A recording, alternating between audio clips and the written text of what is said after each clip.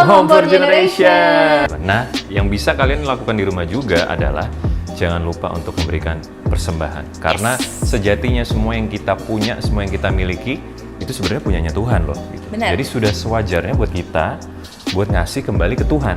So, buat kalian yang rindu banget, bingung mau ngasih persembahan kemana, kalian bisa kasih ke sebelah sini. Jangan lupa ya.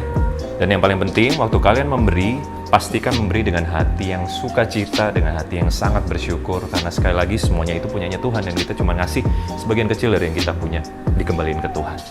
Yes, bener banget. Dan bicara soal hati, kita juga sekarang nih harus siapin hati teman-teman untuk memulai ibadah online kita sore hari ini. Oke? Selamat hari Sabtu dan selamat beribadah.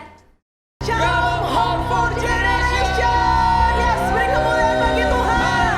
Di rumah-rumah dimanapun kalian berada, beri kemuliaan lagi bagi Tuhan. Tepuk tangan lagi yang meriah buat Tuhan Yesus. Mari kita memuji Tuhan sore hari ini. Siapkan dirimu melompat bagi Tuhan Yesus. Yeah. Clap your hand guys, come on. Kita mau bersorak bagi Tuhan Yesus.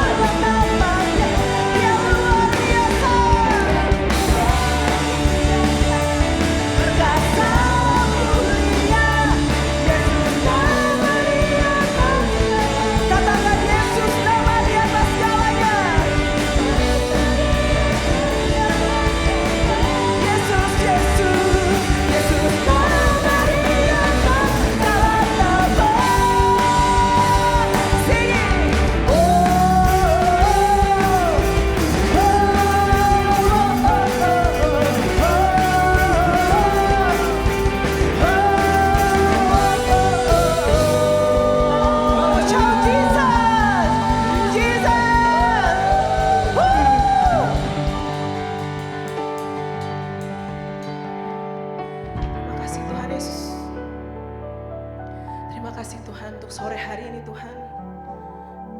Kami sudah memuji nama-Mu Tuhan Yesus. Saat ini kami mau menenangkan diri kami Tuhan. Kami mau masuk dalam penyembahan kami Tuhan. Ayo teman-teman, naikkan ucapan syukurmu kepada Tuhan Yesus. Bukankah Dia sangat baik, bahkan teramat baik dalam hidup kita? Bukankah hanya Dia yang selalu ada sampai detik ini menemani kita semua? Naikkan penyembahanmu.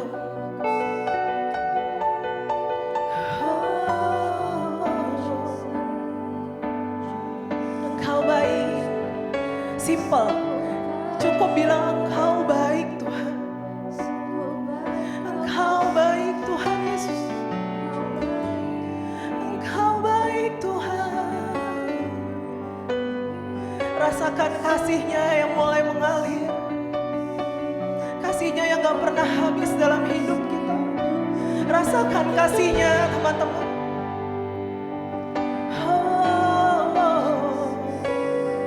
Haleluya.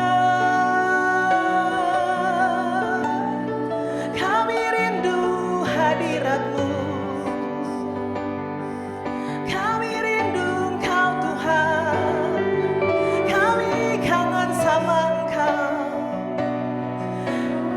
Naikkan syukurmu, ungkapkan apa yang ada di hatimu kepada Tuhan Yesus. Ya Ralabasyandi, Ya Ralabasyandi, Ya Rayalamo. Ini kami Tuhan, ini kami Tuhan.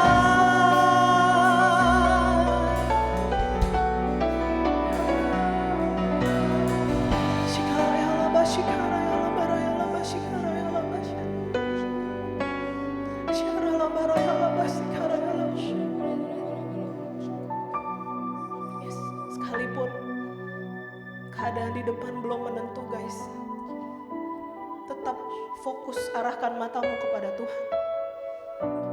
Karena hanya Dialah yang punya segalanya. Karena hanya Dialah yang sanggup memberikan apa yang kau inginkan. Terima kasih Tuhan. Terima kasih Yesus.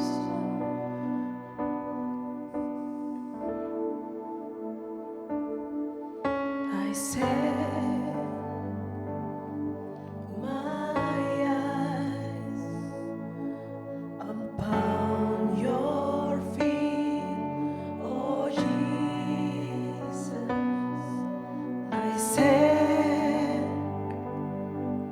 my heart responding to your love.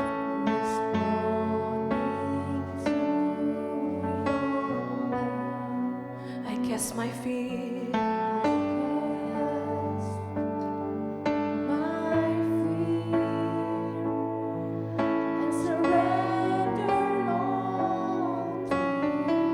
Yes, Lord, here I worship you. I worship you. Singing how I need your presence. Yes, I need your presence, Lord. Spirit of hope, draw me closer to you, Lord.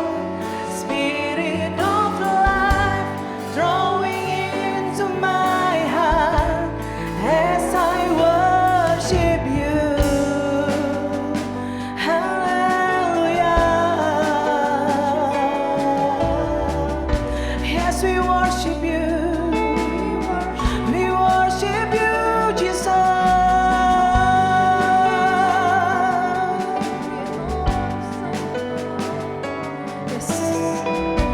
Kami arahkan mata kami kepadamu Tuhan. I set my eyes upon your feet.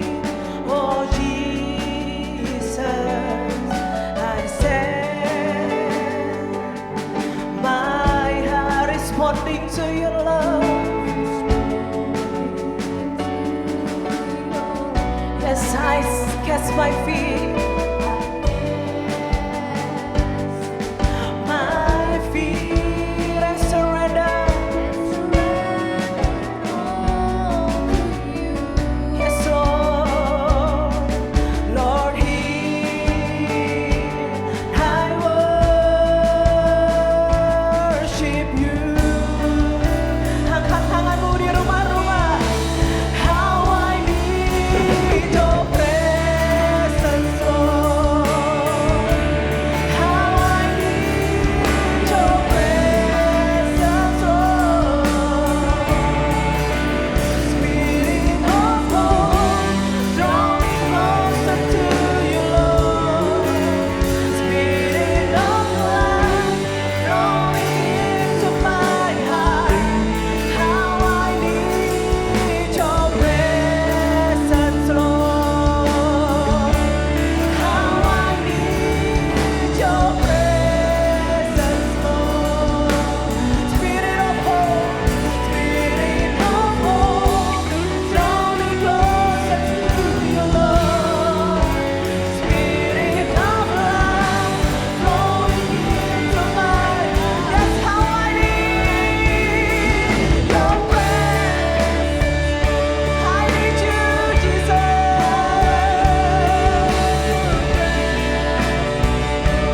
Spirit of love, Spirit of hope, draw me closer to you, Lord. Spirit of life, flowing into my as I worship you, worship you.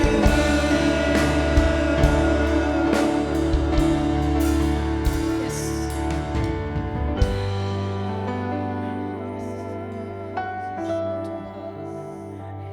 Yes, we worship you, Jesus.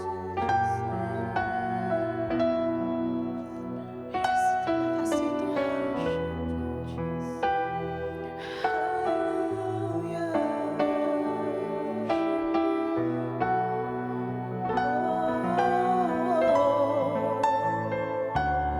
We worship you, Jesus.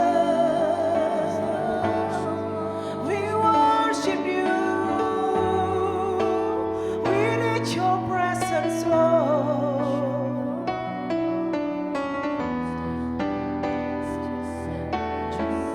Bagi yang merindukan Tuhan, naikkan pujian ini sekali lagi. How I need your presence. Nyanyikan dari hatimu. How I need your presence. Spirit of hope, Spirit of hope, draw me closer to you, Lord. Spirit of life, flowing into my how I need you. Your presence, Lord. I need you.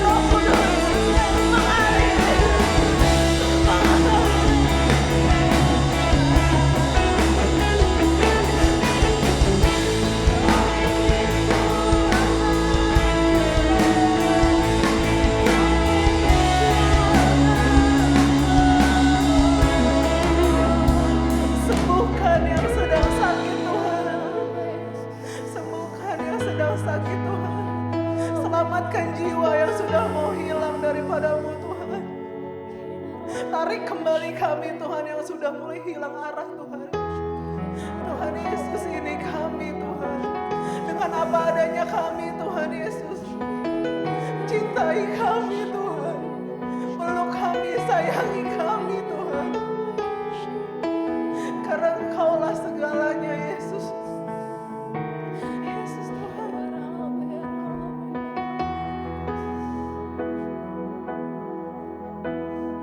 You are worthy of it all. You are worthy of it all. Engkaulah segalanya Tuhan.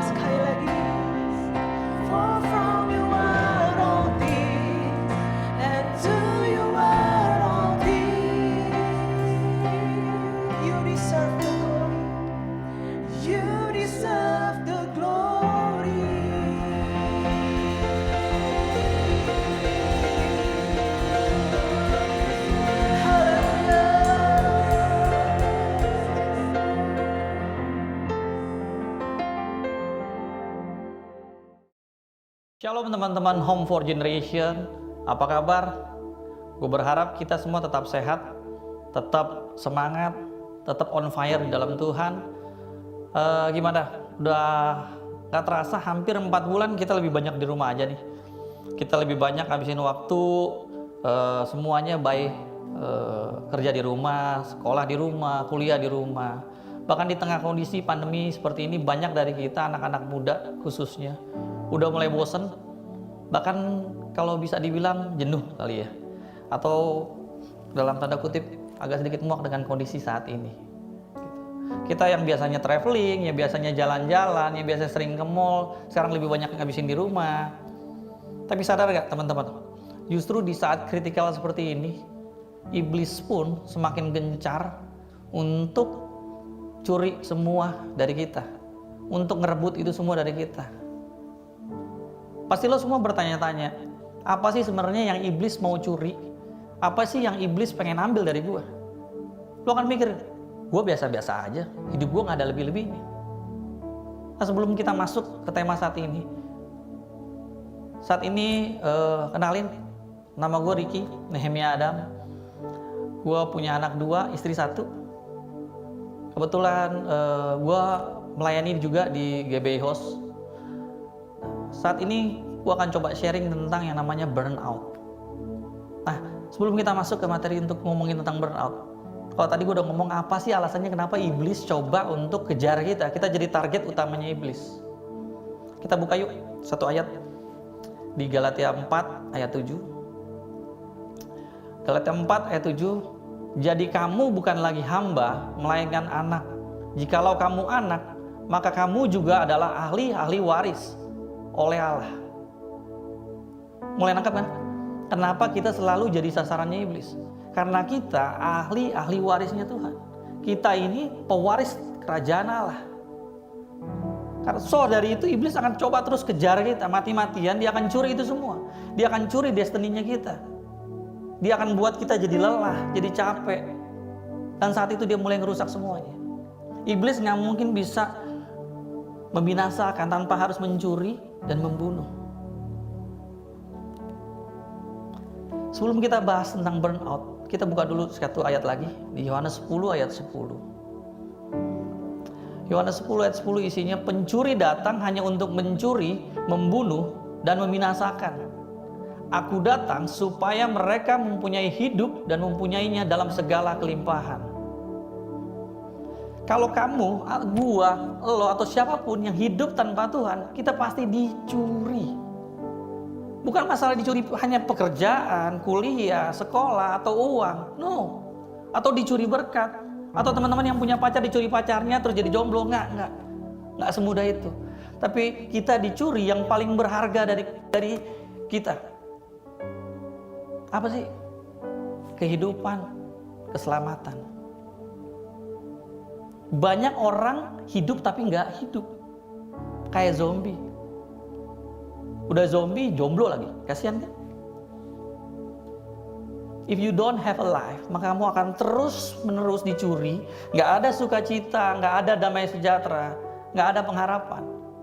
Nggak heran anak zaman sekarang tinggi sekali tingkat bunuh dirinya. Karena apa teman-teman? Karena ini. Mereka burnout, mereka lelah. Terus lo akan mikir, bayangin nggak? Mereka bunuh diri, nggak main langsung, gue mau bunuh diri sekarang. No, mereka punya tahap.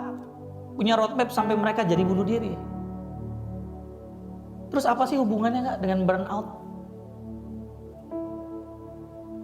Oke, kita buka. Burnout adalah istilah psikologi yang digunakan untuk menggambarkan perasaan, kegagalan, kelesuan akibat tuntutan yang terlalu membebankan tenaga dan kemampuan seseorang.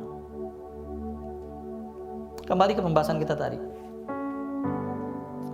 Iblis nggak akan gampang curi itu semua, curi destininya kita kalau kita jaga baik-baik, kalau kita tutup rapat-rapat. No, nggak segampang itu iblis akan ambil. Tapi justru kadang-kadang anak muda, generasi muda seringkali ngerasa burnout, mereka kelelahan, mereka ngerasa gagal. Disitulah iblis punya celah untuk masuk ke dalam, untuk ambil itu semua, rebut, curi, terus binasain kita. Terus dari beberapa, mungkin lo akan ngomong, Tapi gue kan pelayanan sekarang kan. Gue rajin ke gereja, gue aktif di komunitas. Gue nggak mungkin dicuri, gue nggak mungkin burnout. Sekarang gue mau nunjukin sesuatu sama lo. Mungkin lo, biar lo bisa ngeliat kenapa kita tetap harus on fire di dalam Tuhan. Ada salah satu penulis buku tentang kekristenan, Joshua Harris. Dia menulis di sebuah artikel kalau dia mulai kehilangan iman kekristenannya. Ini penulis buku tentang kekristenan yang cukup bestseller saat ini. Tapi dia bisa ngerasain kehilangan keimanan kekristenannya. Yang kedua, Marty Sampson. Mungkin sebagian udah ada yang tahu atau belum tahu. Ini adalah penulis lagu Hillsong. Banyak lagu-lagunya yang memberkati kita sekarang, bahkan masih kita pakai saat ini. Salah satunya Oh Praise the Name. Sama, dia juga ngerasain mulai kehilangan keimanan kekristenannya. Bahkan yang parahnya, Jared Wilson, dia seorang pendeta, pastor mega church di Amerika. Banyak jiwa dimenangkan, banget terberkati dengan setiap semuanya. Bahkan saat ini dia harus meninggal karena bunuh diri. Lo bisa bayangin dong, nggak jaminan kalau kita rajin ke gereja, kita rajin ikut komunitas, itu buat kita nggak burnout. Ini bicara tentang rasa, relasi. Saat kita bangun hubungan kita, relasi kita sama Tuhan, itu yang bikin kita nggak gampang burnout. Bahkan menurut data WHO, 800.000 orang setiap tahunnya meninggal karena bunuh diri. Di Amerika Serikat, bunuh diri menjadi penyebab kematian terbesar kedua pada remaja usia 12-19 tahun. Dan menjadi urutan ke-11 penyebab kematian utama pada anak-anak berusia 5-11 tahun. Kenapa mereka bisa begitu? Burnout. Mereka kelelahan. Yuk, teman-teman semuanya, kita ini generasi-generasi muda, generasi-generasi pewaris kerajaan Allah. Saat kita mulai burnout, iblis akan rampas semuanya. Iblis punya kesempatan untuk curi itu semua. Dan dia nggak cuma sekedar nyuri, dia nggak cuma sekedar membunuh, tapi dia binasain kita. So guys, don't be the burnout generation. Kita tetap harus jadi generasi yang berapi-api, generasi yang nggak on off, generasi yang tetap on fire, generasi terdepan untuk memuliakan nama Tuhan, yang berani bilang enggak sama dosa. Mungkin dari lo kan ngomong ke gue, akan nanya gini, Kak, tapi lo enak, hidup lo nggak kayak gue, hidup gue hancur. Atau mungkin yang lagi sedang pandemi saat ini, gue habis di-cut, gue habis gajinya dipotong, keluarga gue berantakan, ekonomi gue hancur-hancuran, gue broken. Gini, sekarang gue mau ngomong sama lo semua, apa yang lo hadapin sekarang bukan jaminan akan kehidupan lo di masa datang. Paham nggak? Gini, kadang-kadang Tuhan buat segala sesuatunya nggak seperti apa yang kita pengenin, nggak seperti apa yang kita inginin, tapi Tuhan cuma mau satu, respon kita. Respon apa? Respon saat kita dapat tekanan, respon saat kita punya masalah, respon saat kita punya setiap beban. So guys, tetap jaga hubungan kita dengan Tuhan, relasi kita dengan Tuhan, biar kita nggak jadi generasi burnout. Seberapa banyak dari kita nih semuanya yang hidupnya tanpa beban atau nggak ada tekanan? Di keluarga pasti kita ada tekanan untuk jadi anak yang baik. Bahkan di sekolah pun kita punya banyak tekanan. Bahkan sekali lagi, maaf, di pelayanan pun kita dapat tekanan. Untuk apa sih? Ambil contoh yang WL, dia harus dapat tekanan apa? Dia harus jadi yang terbaik. Dia harus bawa jemaat untuk ngalamin Tuhan. Jadi kita punya kesempatan di mana aja, iblis untuk curi kita di mana-mana. Dan masalah burnout itulah yang akan menjadi awal untuk iblis rebut semuanya. Gue mau cerita sedikit tentang kehidupan gue. Gue lahir dari keluarga yang cukup taat beragama. Bokap gue Kristen taat, bahkan mereka pelayanan mimbar, bokap pelayanan mimbar, nyokap WL di gereja. So gue terlahir udah jadi Kristen. Kristen itu mungkin ucapan Kristen lebih dari Kristen. Jadi dari nyokap gue banyak belajar, bahkan gue tahu tentang Tuhan Yesus. Singkat ceritanya hidup gue normal-normal aja sampai di mana di satu titik Tuhan izinkan panggil nyokap. Di umur gue kurang lebih saat itu 11 tahun, itu 6 SD kalau nggak salah. Dari situ 180 derajat hidup gue berubah total. Keluarga gue hancur lebur. Bisnis bokap berantakan. Mobil dijual, rumah gue disita. Bahkan hampir setiap hari debt collector datang ke rumah cuma buat nagih hutang. Dan yang paling parahnya, saya itu bokap ninggalin kita. Kita nggak tahu bokap mana. Saat itu gue dan kakak-kakak gue harus tertati-tati nyelesain sekolah. Dan pada saat itu gue ngerasa, gue ada di titik dimana gue burn out. Gue capek, gue lelah. Gue kayak marah sama diri gue sendiri, marah sama Tuhan, bilang, gue capek. Gue jatuh dalam dosa. Gue mabuk. Gue narkoba. Gue seks bebas. Semua, bahkan gue berantem di jalanan. Semua yang Tuhan larang, itu justru gue buat. Bahkan seiringnya waktu, kenakalan gue gak sampai situ. Dari SD, SMP, SMA, bahkan sampai kuliah, semakin meningkat.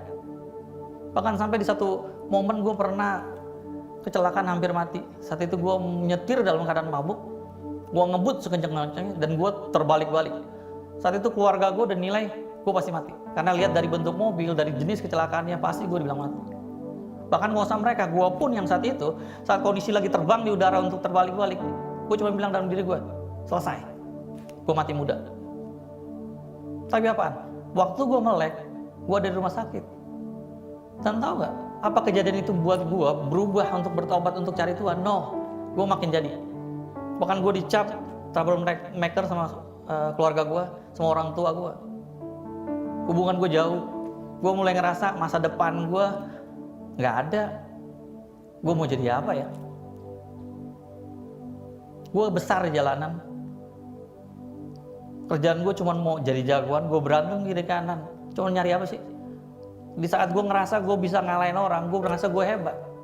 Padahal secara nggak langsung gue burn out, guys. Gue hancur, gue nggak punya apa-apa. Dan iblis mulai curi itu semua. Iblis mulai matiin hidup gue. Bahkan kalau jam 12 malam bunyi telepon di rumah, itu pasti keluarga akan ngomong. Kalau jam 12 malam bunyi, oh ini pasti Ricky. Sampai gue ada di titik nol, gue ngerasa hidup gue gak berarti banget. Gue ngeliat kayaknya gue gak bakal sukses deh. Gue bakal mati muda deh. Atau gue ngerasa tuh gue ada di titik nol dan gue tuh sama sekali, maaf, bodoh banget. Gue ngobrol sama seumuran gue, bahkan sama orang yang di bawah gue. Gue ngerasa tuh gue nggak ada sama sekali pengetahuan yang bisa gue banggain. Kuliah gue hancur, gue 2 kali kuliah pindah, dua-duanya hancur. Sampai di satu titik Tuhan izinin gue ngadepin masalah yang berat banget dan harus gue hadapin sendiri. Saat itu gue mulai coba cari cara gimana caranya nyelesainnya, nggak bisa. Bahkan gue coba untuk cari kerja, nggak mungkin karena gue nggak punya kemampuan apa-apa. Gue hubungin teman-teman kuliah gue saat itu yang udah pada kerja, hasilnya nggak ada.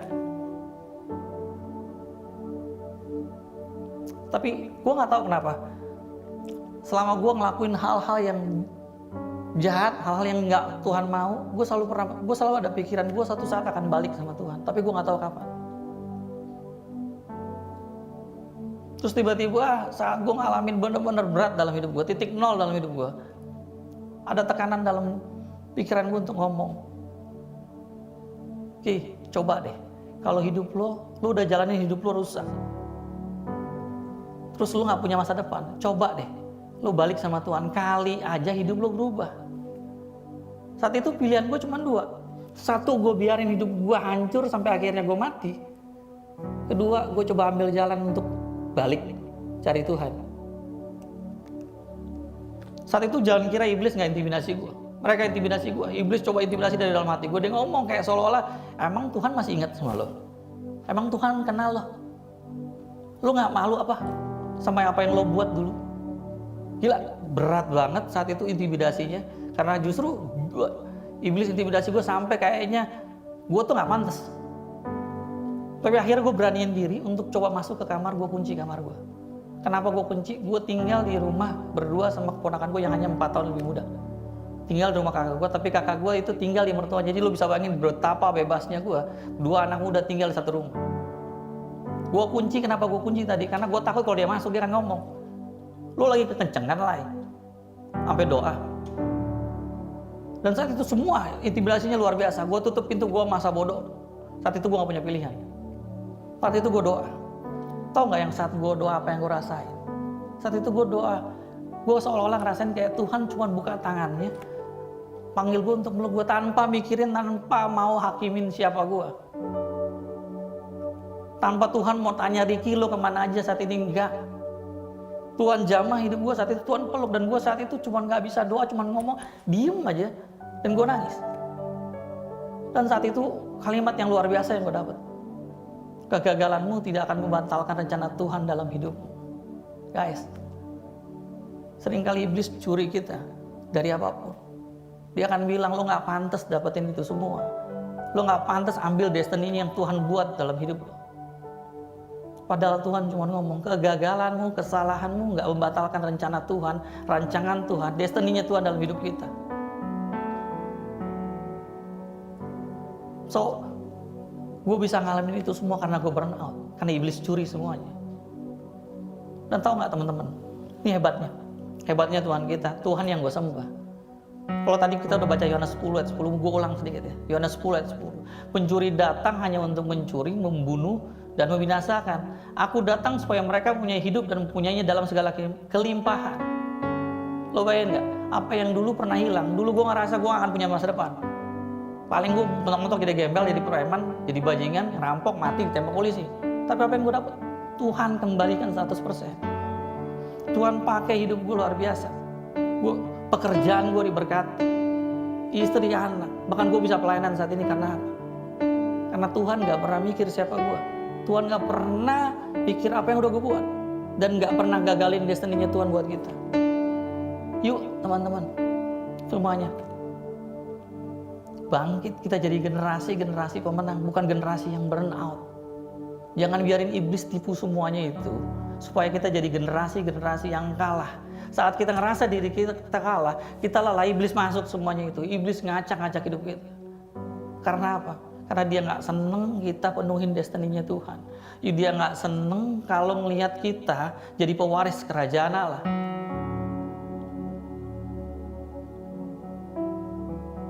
Dan satu lagi yang harus teman-teman ingat, kegagalan kita nggak batalin rencana Tuhan dalam hidup kita. Kegagalanmu, kegagalan lo semua nggak batalin destiny-nya Tuhan untuk lo. Yuk kita rebut, kita paham apa destiny kita untuk Tuhan. So, jangan jadi, don't be the burnout generation teman-teman. Gue mau tutup dengan doa. Mari kita bersatu dalam doa. Bapa, terima kasih Tuhan. Tuhan, kalau saat ini Tuhan, kiranya Engkau menjamah semua teman-teman yang sedang ada di rumah Tuhan Yesus. Tuhan, ajar kami Tuhan untuk mengerti apa destiny-nya kami Tuhan. Tuhan, kami nggak pengen apa-apa Tuhan, kami cuma mau ngomong sama Tuhan. Tuhan, kami sayang banget sama Tuhan.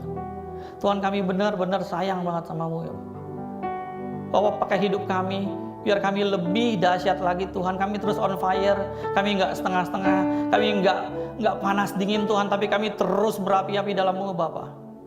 Pakai generasi ini Tuhan, biar jadi generasi pemenang Tuhan, bukan generasi yang burn out Bapa.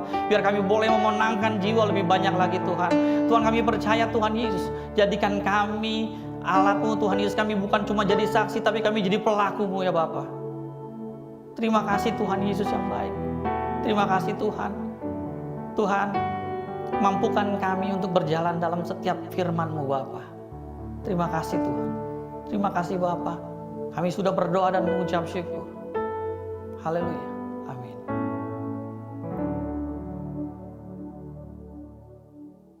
Thank you banget Kak Ricky buat pesannya. Sangat-sangat memberkati, dan aku harap teman-teman di rumah juga terberkati oleh pesan yang sudah disampaikan, sharing yang sudah disampaikan sama Kak Ricky.